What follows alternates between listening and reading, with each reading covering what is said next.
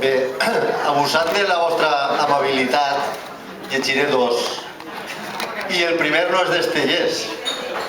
No sé si Manel ho acceptarà.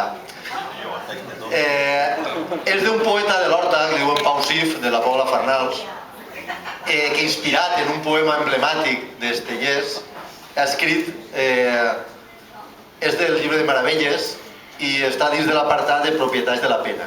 I ell li ha ficat propietats de l'IKEA. Apuntaràs el preu d'un moble i tindràs el preu del teu moble i el voldràs per a sempre, el moble. I patiràs, no el muntaràs, i aniràs sempre a genollons, et sobrarà sempre una peça. I tindràs fam i tindràs set. No podràs muntar el moble i seguiràs tota la nit mentre dormen les teues gens. I tu sols estaràs despert. I tu estaràs despert per tots. No t'han parit per a dormir. Et pariren per a muntar en la llarga nit el teu moble. Tu seràs la peça furtiva i amarga.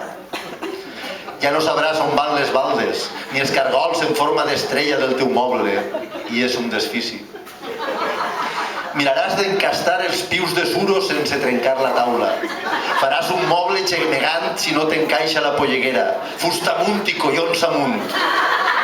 Una tossuda decisió.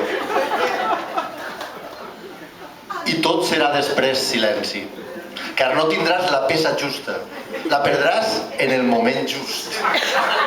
I buscaràs la teua peça entre els racons durant molts dies, car buscaràs honestament, iradament, sense esmenar la mare del que ha dissenyat cada peça del fotut moble. Pot ser t'estafen o pot ser t'enriguen, pot ser et delaten. Tot això són banalitats. Allò que val és la consciència de no ser res si no tens moble. I tu, greument, has escollit, després del teu silenci estricte, reclames decididament.